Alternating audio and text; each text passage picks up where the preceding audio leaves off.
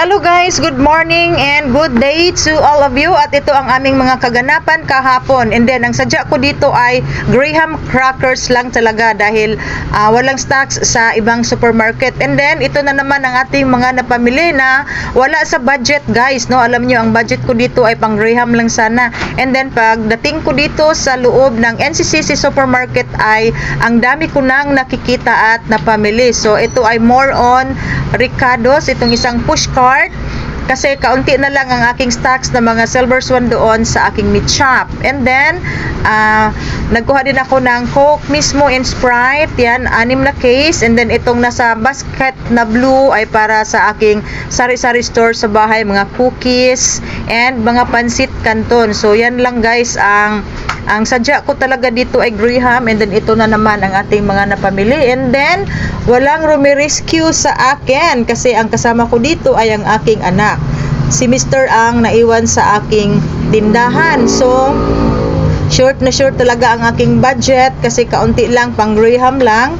Tapos ito na naman, marami ang ating napamili, marami ang nadampot natin kasi pag nasa supermarket na talaga tayo ay marami na tayong maaalalang kulang sa ating tindahan. So ito naman talaga guys ang ating daily routine at ito palagi ang ating ginagawa paulit-ulit, no? Mamimili, mag-restock sa ating mga tindahan kasi pag wala din tayong stocks ay wala din tayong maibibigay sa ating customers. So itong nasa push cart na blue ay para sa sari-sari store ko yan sa bahay, no? Kasi kaunti na lang yung aking mga groceries and yung aking mga surf powder.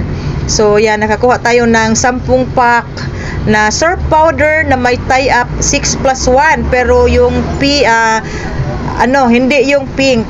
Ang mabenta sa akin ay yung surf na pink. Pero it's okay, nagkuha din tayo ng 3 dosina na surf. So ito ay hati na yan siya, ang 3 case sa bahay, ang 3 case sa meat shop. Okay, at pinabukod ko guys yung para sa meat shop. So sabi ko sa cashier, ibubukod ito kasi ito yung stocks na para sa sari-sari store ko sa bahay para pagdating sa meat shop ay hindi na yan ibababa sa sasakyan. Ito yung sa bahay. Okay, so plano ko sana mag-reduce guys ng aking mga stocks kasi ang dami kong binayaran ngayong araw ng ngayong month ng January. Ang daming renewals natin sa akin dito, business permit, building permit, and then yung rehistro ng aming sasakyan, and then mga bills pa.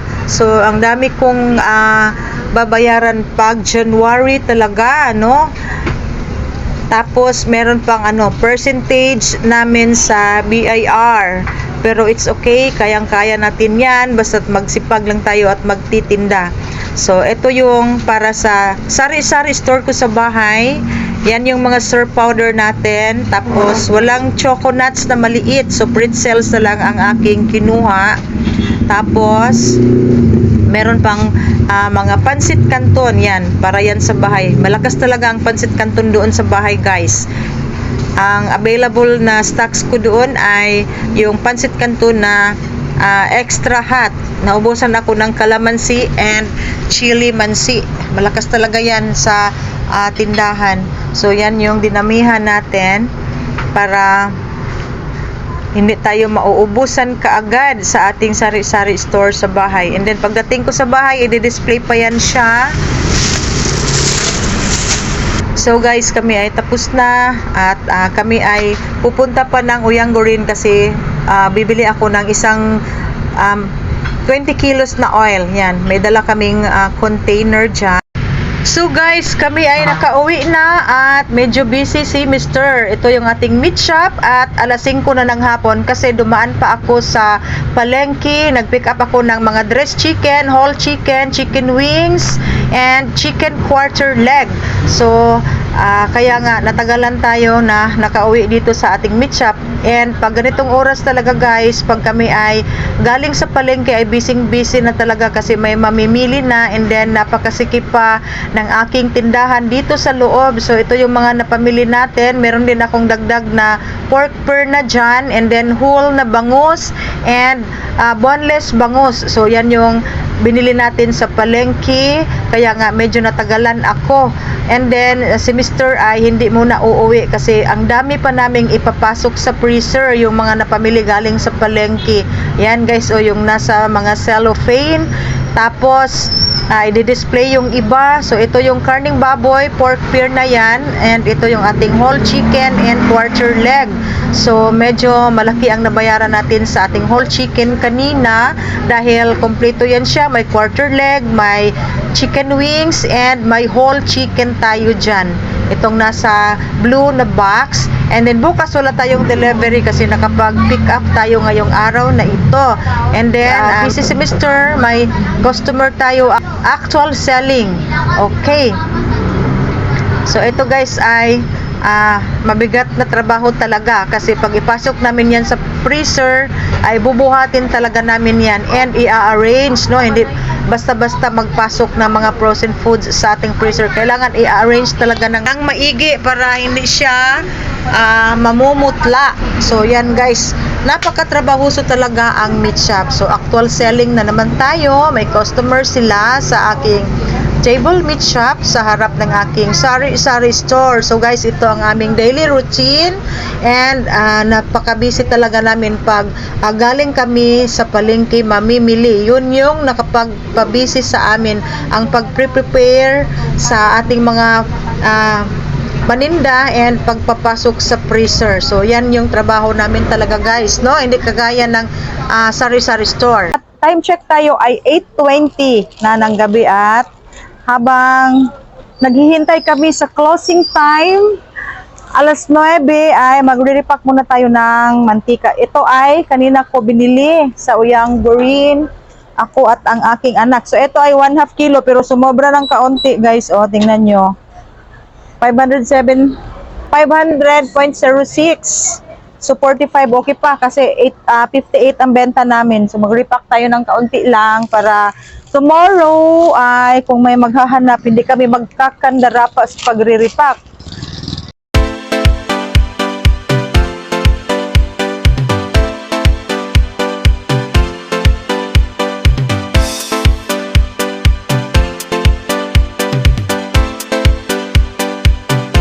Hi guys, ako ay nakauwi na dito sa aking bahay and then yung aking mga napamili kanina ay i-display ko pa pero bukas na. So ipapakita ko sa inyo guys ang aking mga dagdag paninda dito sa aking sari-sari store dahil gabi na guys, no? Galing pa ako sa meat shop. So 11:45 na. So hindi pa ako nag-close dito dahil meron pa akong ina-arrange yung aking mga bagong binili na mga cigarette. Inaayos ko pa at dinidisplay sa aking shelves doon guys sa wine. So doon ko dinidisplay yung aking mga sigarilyo. Okay, at kaunti lang guys ang aking mga napamili kasi bala ko sanang mag-reduce ng aking mga stocks dito dahil ang laki ng nabayaran ko sa aking mga taxes, no? Building permit, business permit, and then tomorrow ay mag-renew kami sa aming registration sa aming sasakyan. Pero hindi natin napigilan dahil pagdating ko doon sa NCCC, marami na naman akong nakikita na mga groceries na kulang dito sa tindahan. Okay, at dito nga nauubos na ang aking Bear Brand na swak. Meron pang natitira sa dyan guys sa aking mga pang retail pero wala na tayong display doon sa yung nakasabit sa ating mga display kasama sa ating mga Nescafe, mga Kopiko na 3-in-1 na twin pack. Dito guys sa taas. Okay, at ipapakita ko sa inyo sandali yung aking mga napamili sa NCCC supermarket. So ito guys ang 4 na cellophane. Ito yung napamili namin kanina sa NCCC supermarket. So nagkuha ako ng 4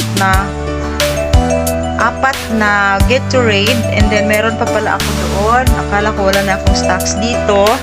Meron pa pala nasa likod lang. So ang nakikita ko kasi kanina ay isa lang and then yung dalawa ay nasa likuran. Andun guys sa likod. So dinidisplay ko siya dyan para makikita. Pero it's okay, 4 lang naman yun siya. So yung laman ng aking chiller, hanggang ngayon wala pa ring ilaw ang chiller na ito. Pero ang lakas lumamig guys. Yung mga Coke ko nga na mga 12 ounce ay nabasag ang nabasag ang bote. So, ganun kalakas, no? Monster chiller ito. Kasi, dinidisplay ko yon, kaunti lang ang laman. So, nababasag, 1/4 sa isang case ang nabasag.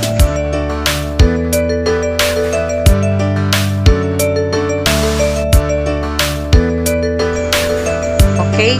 So, balik tayo dito. So, ito, meron tayong tang pineapple. Dahil naubusan na tayo ng pineapple. Meron pa pala. So, dapat ito ay doon sa meat shop. Kasi meron pa pala, guys. Oh, pwede pa yan siya. Meron pa akong pineapple dyan. So, ito ay dadalhin ko sa meat shop bukas. Okay, dito natin ilagay. Tapos, alpine. Merong alpine doon. So, ito lang, guys, no? Konti lang. Pakonti-konti lang tayo. Tapos, meron akong pineapple juice na ECA. Tapos, itong cornstarch na stick. Kasi wala na akong sticks ng cornstarch. Yan. Yan yung aking lalagyan ng cornstarch. Wala nang laman. Tapos, wala silang ito, coconuts na maliit. So, malaki. Nagdagdag tayo. Meron pa naman ako dyan. Tapos, ito na lang ang kinuha ko. Pretzels. And then, mga cookies. Dahil naubusan ako ng chocolate chips na maliit. Ito. So, ito yung mga nakabili ko kanina. Tapos, pancit canton. So, ito guys. Kasi naubos na yung mga pancit canton ko. So, meron tayong isang cellophane na pancit canton kasi yun na lang guys. Oh. Wala na tayong calamansi and chalimansi. So, nagdagdag ako na ang take 20 packs lang ito. Calamansi, flavor, and chilimansi. Tapos, medyo berry na ito, strawberries. Strawberries and cream. Yung blue ay wala. So, meron pa pala akong strawberry dyan. Okay. Tapos, ito. Ang kanilang sour powder na cherry blossom ay 6+1. Pero ang malakas dito ay itong pink. Itong rose fresh pero walang free. So, nagkuha tayo ng 3 dosena and then ito marami ito, 10 pack. Na meron tayong na-avail na 10 piraso na free. Yan. And then, yung Zone Rocks.